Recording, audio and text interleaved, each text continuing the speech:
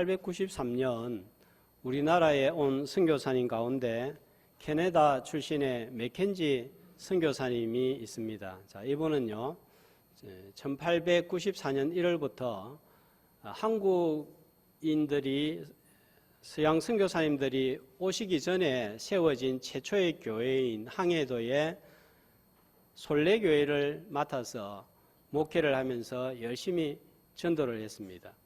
자, 이분은 선교사는 한국인과 똑같이 생활해야 된다 하는 생각으로 열악한 초가집에 살고 불편한 조선식 허술한 식사를 하면서 살았습니다. 성도들과 함께 노동을 하면서 교회 건축을 하고 남녀 학교를 세워서 교육과 목회를 겸하여서 열심히 섬긴 훌륭한 선교사님입니다. 그러다 소래교회가 건축 봉헌을 하루 앞둔 날에 세상을 떠나게 되는데 너무 심한 말라리아 열병과 일사병에 시달리다가 가지고 있는 권총으로 자살을 하게 됩니다. 훌륭한 사역을 하였지만 권총으로 자살을 한 것 때문에 많은 분들이 의아하게 생각하고 과연 이분이 자살한 사람이 선교사가 맞나 하는 생각을 가진 분들도 있습니다. 의문을 품기도 합니다. 오늘 처음 이야기를 듣는 성도님들도 속으로 선교사가 어떻게 자살을 해 하는 생각을 하는 분들이 있을 것입니다. 목적이 이끄는 41로 한국교회에 큰 영향력을 끼쳤던 미국의 새들배 교회의 릭 워렌 목사님은 아주 유명하죠. 목적이 이끄는 책 한 권으로 수백억 원의 수익을 얻고 대형 교회로서 큰 영향력을 끼칩니다. 그런데 2013년에 그 아들이 권총으로 자살을 해서 전 세계적으로 큰 충격을 주었습니다. 저도 그때 당시에 소식을 듣고 저 자신도 목회자이지만 어떻게 목사의 가정에서 저런 일이 발생할 수 있는가 하는 생각이 들었습니다. 유명한 종교개혁자 마르틴 루터도 심한 우울증에 오래 걸려서 장시간 동안 정신적인 어려움을 경험했습니다. 스펄전 목사님도 장기 목회를 하면서 우울증 때문에 아주 오랜 기간 동안 어려움을 겪었습니다. 제가 알고 있는 어느 목사님 한 분은 15년, 17년 목회를 하면서 공황장애가 온 거예요. 시달리다가 6개월을 쉬었습니다. 그런데도 결국은 회복을 못하고 목회를 중도에 포기하게 되었습니다. 전부 목회자들과 그 가정에서 일어난 죽음과 질병과 어려움에 관한 내용들입니다. 자, 이런 이야기를 들으면 어떻게 목회자에게 목회자 가정에서 저런 일이 일어날 수 있을까 생각하고 회의를 품기도 합니다. 그런데 여러분, 이런 일이 우리 집에서 아니면 내가 잘 알고 있는 나에게 매주 말씀을 전한 우리 교회의 목사님에게서 발생하면 어떻게 될까요? 제가 감옥에 들어가는 일이 발생한다면 우리 성도님들 어떻게 되겠습니까? 이유를 막론하고 어린 성도들은 목사가 어떻게 교도소에 들어갈 수 있나 시험에 빠지고 어떤 분들은 상처를 받고 또 어떤 분들은 낙심하게 되고 교회를 떠나게 될지도 모릅니다. 감옥에 들어간 목회자는 또 이런 교인들을 생각하면 걱정이 됩니다. 바울과 에베소 성도들 사이에 이런 일이 발생했습니다. 자, 1절 말씀해 보면 바울이 처한 상황을 소개를 합니다. 자, 이 내용을 여기에서 언급하는 것은 에베소서 서신의 흐름상 굉장히 어색합니다. 이 1절이 여기에 기록이 된 것은 굉장히 파격적입니다. 2장에서 바울은 그리스도인과 공동체의 구원에 관해서 아주 장황하게 전했습니다. 그리고 구원받은 자의 특권에 대하여서 정했습니다. 이제는 외인도 아니고 오직 성도들과 동일한 하늘나라의 시민이고 하나님의 가족이 되었다. 그래서 이제는 하나님의 놀라운 계획인 성전 건축을 행하는 자들이다. 이렇게 전했습니다. 자, 그러면 어떤 내용이 이어지면 자연스러울까요? 1장에 성부 하나님, 성자 예수님, 성령 하나님의 놀라운 구원에 관하여서 설명하고 15절부터는 어떤 내용이 이어지는가 하면 이로 말미암아 뭐합니까? 듣고 감사하고 기도를 하는 거예요. 이것이 자연스러운 연결입니다. 자, 그런데 바울은 2장에서 구원에 관하여서 장황하게 증거하고 난 다음에 그 기도는 14절에 보면 한참 뒤에 가서야 나옵니다. 이러므로 내가 하나님 아버지 앞에 무릎을 꿇고 비노니 이렇게 나오는 거예요. 이 바울은 아주 깊은 신학적인 내용을 이어가다가 갑자기 자기 자신이 처한 상황에 대해서 말씀합니다. 왜 이렇게 예상을 뛰어넘는 파격적인 내용을 소개할까요? 13절 말씀을 보면 이 소식, 바울이 감옥에 갇혔다 하는 소식을 듣고 에베소 성도들의 반응이 뭡니까? 어떤 반응을 보여요? 13절에 보면 감옥에 갇혔다는 환란을 듣고 낙심하지 말라 했으니까 낙심에 빠지게 되었습니다. 바울은 에베소에서 목회를 하는 동안 하나님의 은혜와 하나님의 축복, 또 하나님의 평안, 하나님의 자유에 대하여 말씀을 전했습니다. 누구보다 열심이었고 누구보다 경건했고 누구보다 신실했습니다. 그런데 이런 신실한 주의 종이 로마의 교도소에 갇혀버렸어요. 어떻게 이런 일이 발생할 수 있나? 시험에 든 성도들이 생깁니다. 어린 성도들은 믿음이 흔들립니다. 이 목사가 늘 하나님 믿으면 잘 된다 하고 복을 받는다고 하더니 자기는 정작 교도소에 가버렸네. 이게 뭐지? 이렇게 되는 거예요. 목회자에게 가장 큰 걱정은 성도들의 믿음이 흔들리는 거예요. 성도들의 믿음이 흔들릴 때 목회자의 마음도 흔들립니다. 바울은 이것을 알고 그냥 지나갈 수가 없습니다. 에베소서 말씀은 서신 가운데 가장 신학적인 깊이가 있습니다. 저도 에베소서 말씀을 전하지만 정말 열심히 공부를 하지 않으면 어렵습니다.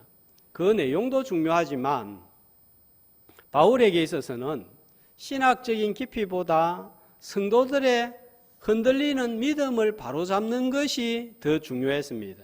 그래서 깊이가 있고 놀라운 신학과 교리를 접어두고 시험에 들지 않도록 믿음이 흔들리지 않도록 구면을 하고 있습니다.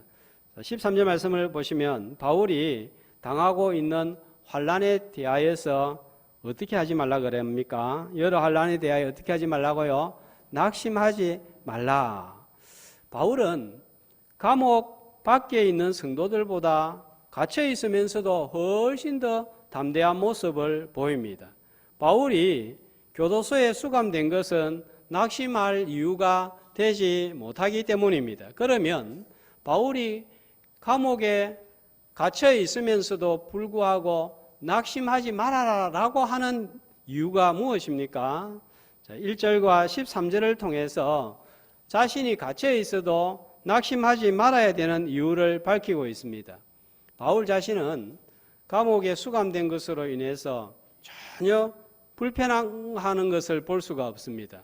바울은 성도들에게 이런 고난의 문제를 두고 잘 참아야 된다, 슬퍼하지 말아라, 용기를 가져라, 잘 견디라, 세상에서 말하는 극기정신을 이야기하지 않습니다.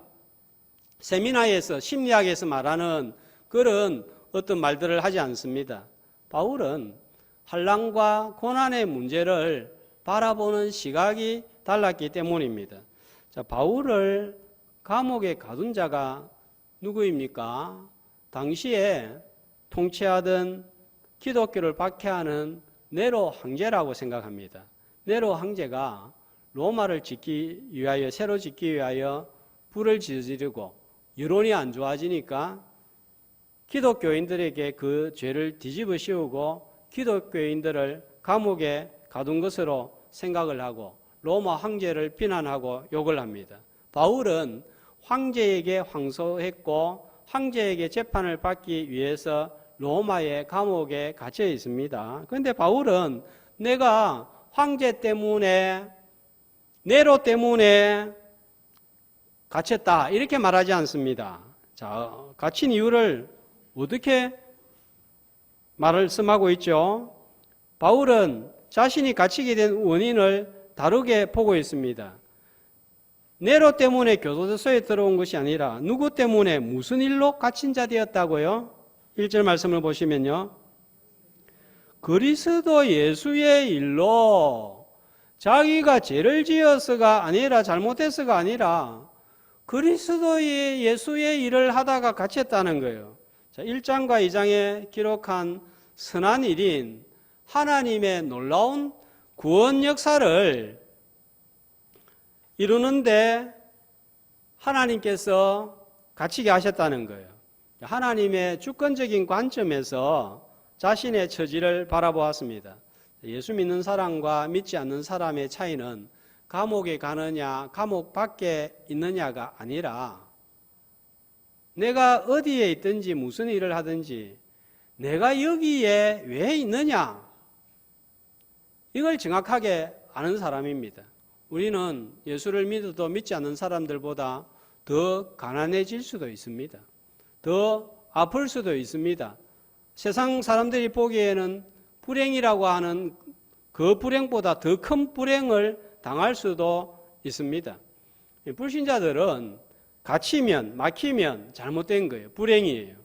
그러나 성도는 갇혀도 막혀도 하나님께서 그렇게 막히게 하셨다면, 갇히게 하셨다면 낙심하지 말아야 하는 거예요. 이스라엘 백성들이 광야에 있어도 복된 이유는 하나님께서 그들을 광야로 인도하셨기 때문입니다. 자, 신명기 8장 2절을 보겠습니다. 한 목소리로. 내 하나님 여호와께서 이 40년 동안에 내게 광야길을 걷게 하신 것을 기억하라. 자, 광야는 물이었고 음식이었고 불편한 곳이에요. 그런데 이 광야길을 누가 걷게 하셨다고요? 내 하나님 여호와께서 걷게 하셨다는 거예요. 그러면 된 거예요. 아무리 대단한 애굽에 있어도 하나님께서 두신 장소가 아니라면 그것이 감옥이 됩니다. 아무리 막혀 있어도 하나님께서 나를 인도하셔서 이 자리에 있게 하셨다면 그것이 자유의 장소, 해방의 장소, 찬송의 자리가 되는 거예요. 자, 출애굽기 14장 3절에 보면은 이스라엘 백성들이 광야에 들어가 있는 것을 보고 바로 왕은 뭐라고 생각했습니까? 어떤 상태라고 생각을 합니까? 광야에 갇힌 바 되었다 그랬습니다. 그러나 이스라엘에게 있어서 광야는 갇힌 곳이 아니라 열린 곳입니다. 하나님이 인도하시고 열어주시기 때문입니다. 광야에서 농사를 짓지 않았는데 하늘이 열려서 만나를 먹었습니다. 그것도 40년간이나 말입니다. 뜨거운 광야를 통과하는 동안 하늘이 열려서 구름 기둥이 보호를 했고 어두운 밤에는 불 기둥으로 그들을 인도하는 기적을 맛보았습니다. 물이 없을 때 어디가 열려서 강물같이 물이 쏟아져서 이스라엘 백성들이 마시죠? 광야가 열린 거예요. 반석이 열린 거예요. 하늘의 신령한 양식과 신령한 음료와 기적들을 체험했습니다. 전쟁이 나니까 모세가 손을 들면 이기고 손을 내리면 졌습니다. 하나님이 부르짖음에 응답을 하셨습니다. 더욱 놀라운 것은 이런 눈에 보이는 기적을 통해서 눈에 보이지 않는 하나님께서 우리와 동행하고 있다는 사실을 확실히 깨달았습니다. 이런 것은 더 이상 광야가 아닌 거예요. 어떤 것이 됩니까? 사막이나 궁궐이나 내주 예수 모신 곳이 그 어디나 하늘나라. 하늘나라는 사방팔방이 다 열려 있는 거예요. 바울이 로마 감옥에 갇히기 훨씬 전에 사도행전 16장에 보면 바울과 실라는 빌립보 감옥에서 이런 일을 이미 경험하였습니다. 빌립보에서 한밤에 깊은 감옥에 갇혔습니다. 갇혀서 무엇을 했습니까? 기도하고 찬송했더니 어떤 일이 일어났습니까? 옥문이 열리는 역사가 일어난 거예요.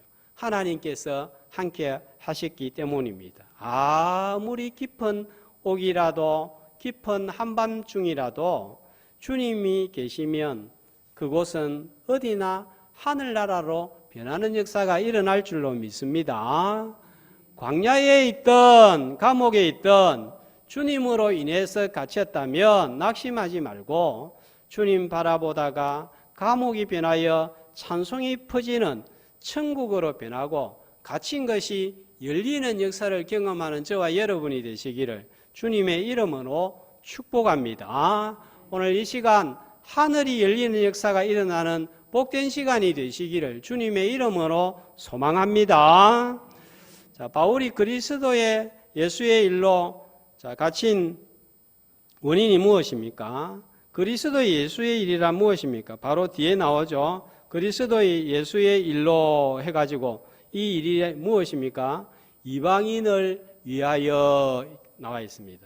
1장 2장에서 전한 하나님의 구원 계획을 이방인들에게 전하는 것입니다. 그것 때문에 바울은 로마에 왔습니다. 사람들은 바울이 제수의 신분으로 왔다 생각하지만 바울은 그게 아니에요. 예수의 일을 하다가 이 복음을 전하기 위해서 왔다는 거예요. 그러다가 갇혔다는 거예요. 여러분, 예수님을 위해서 살다가 옥에 갇혀본 일이 있습니까? 없죠. 어떤 일로 주로 갇힙니까? 내가 죄를 지어서, 내가 잘못해서, 내가 어리석어서 갇힐 때가 많습니다. 그런데 주님 때문에 옥에 갇혔다. 그리스도인에게 이보다 더 멋지고 흠모할 만한 일이 있습니까? 바울이 로마 교도소에 갇혔을 때에 어떤 일이 벌어졌죠? 하나님께서 바울을 교도소에 갇히게 하셔서 무슨 일을 일으켰는지 빌립보서 1장 13절은 이렇게 알려주고 있습니다. 한 목소리로.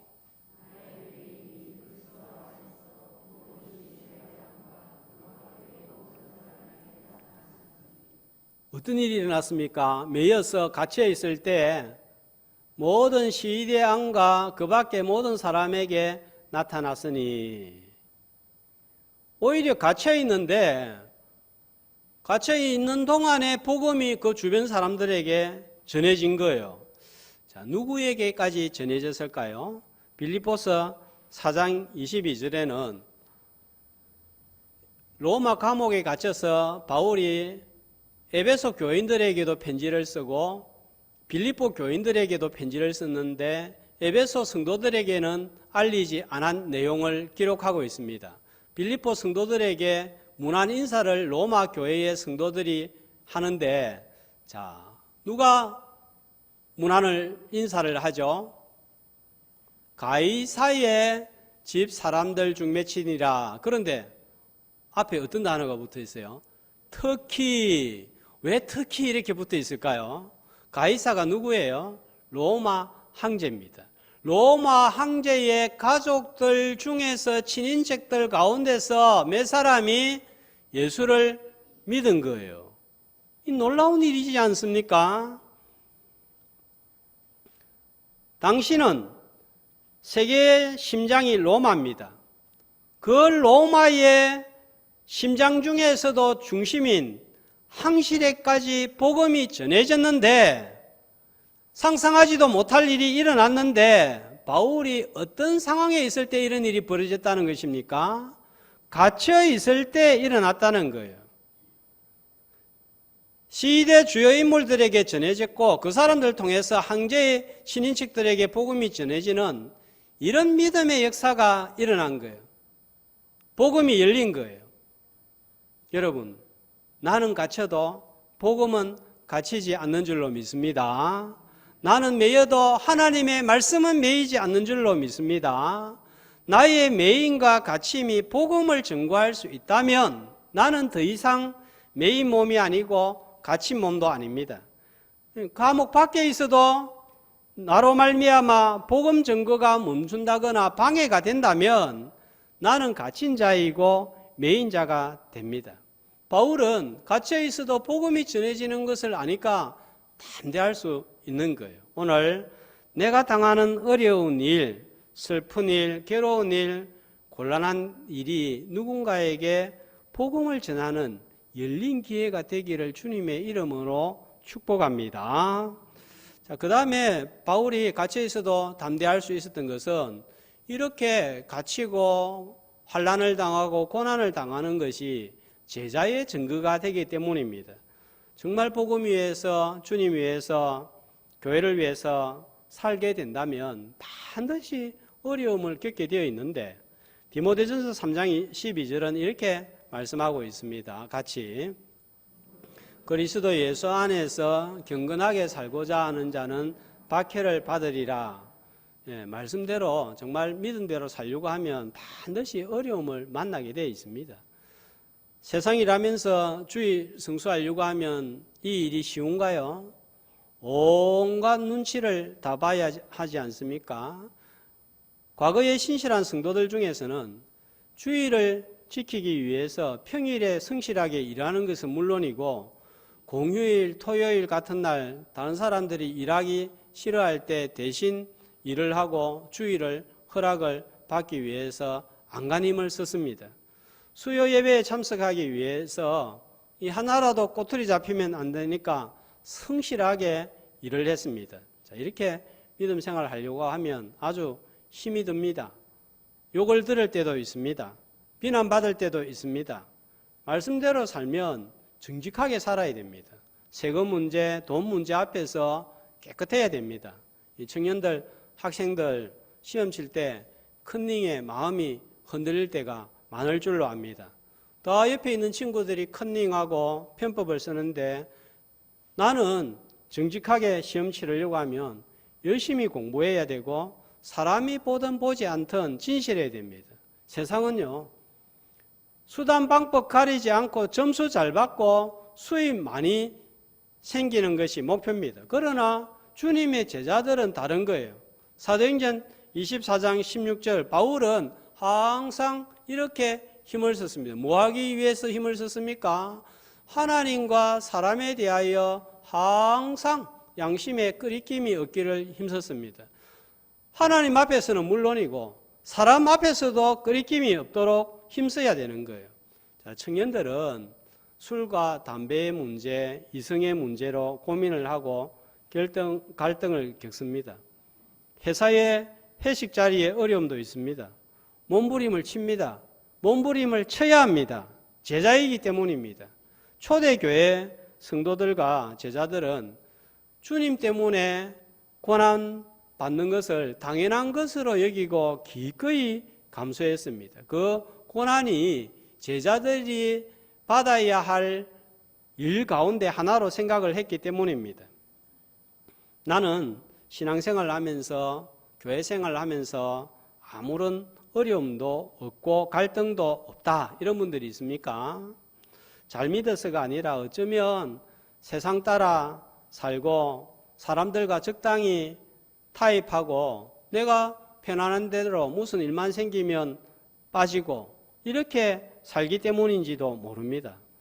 이런 신앙 문제로 갈등하고 고민하다가 갇히고 고립이 되어 있습니까? 믿음 때문에 주님 때문에 말씀 때문에 갇힌 바 되었다면 너무 낙심하지 말아야 됩니다. 바로 그 감옥의 현장에 주님이 계시기 때문입니다. 바울은 빌립보서 1장 29절에서 주님 때문에 은혜도 받고 복도 받지만 또 뭐도 받는다는 거예요?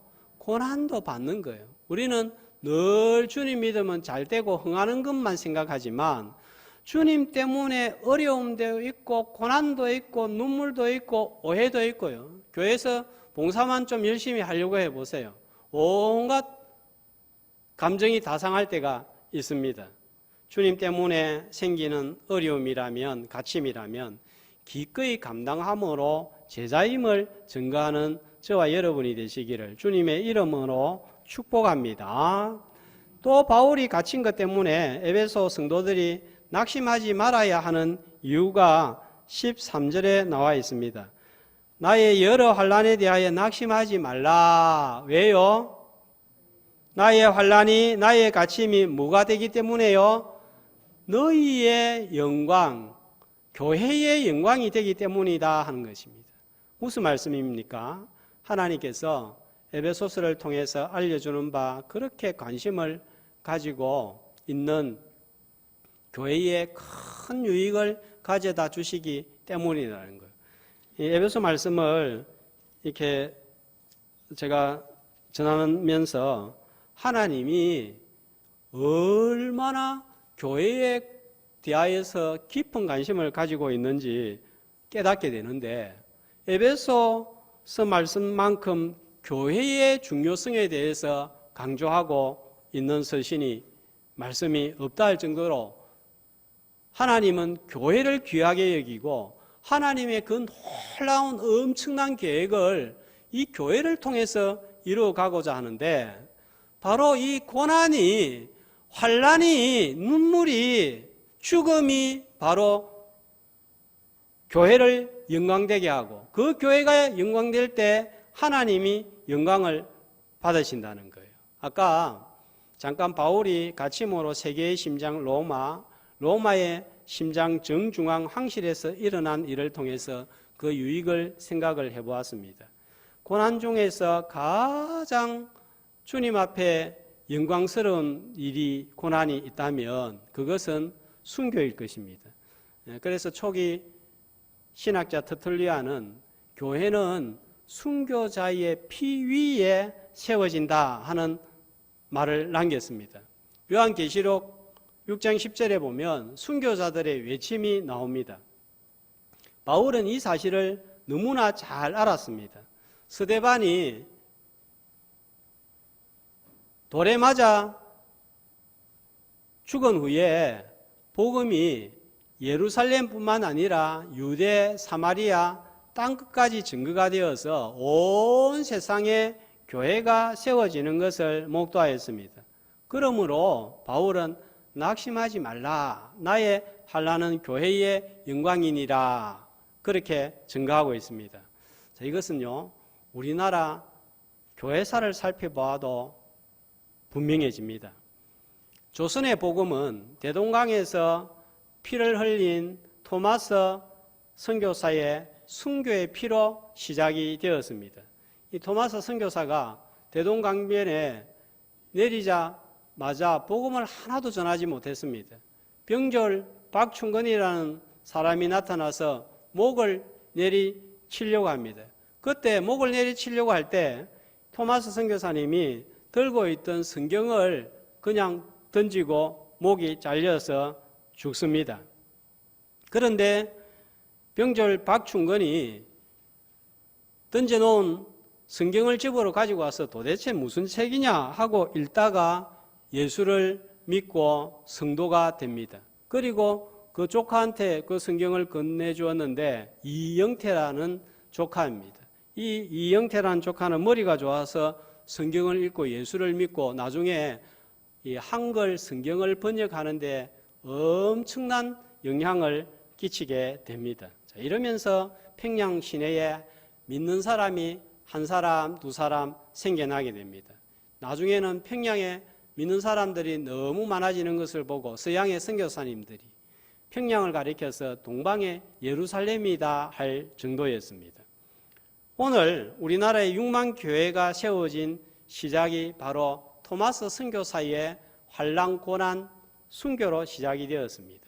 호주의 헨리 데이비스 선교사님은 부산에 도착한 지 하루 만에 순교했습니다. 그런데 이 순교 때문에 1941년까지 호주 순교부가 헨리 데이비스의 일어나라, 제2의 헨리 데이비스의 일어나라 각성시키면서 78명이 들어와서 부산 경남 지역을 복음화하고 부산, 마산, 진주, 통영, 거창, 울릉도 곳곳에 교회가 세워지는 역사가 일어난 거예요.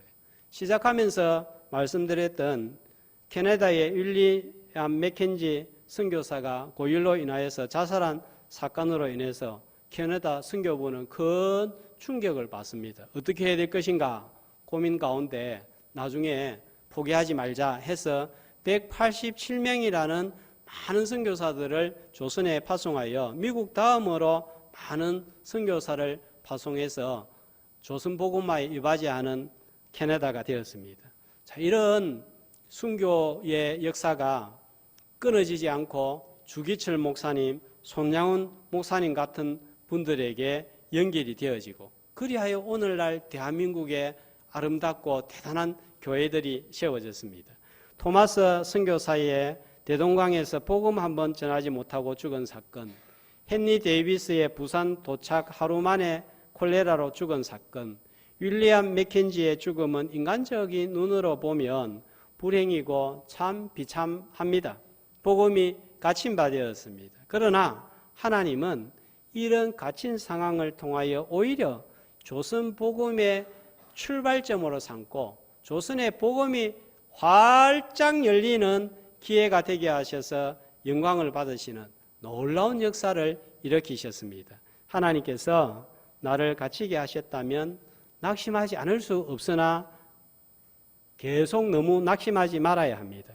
갇힌 상황을 통하여 이루고자 하시는 하나님의 뜻이 있기 때문입니다. 오히려 그 상황이 복음을 전하고 제자임을 증거하고 하나님의 다른 문이 열리고 하나님의 영광, 교회의 영광을 드러내는 일에 사용받는 저와 여러분이 되시기를 주님의 이름으로 축복합니다.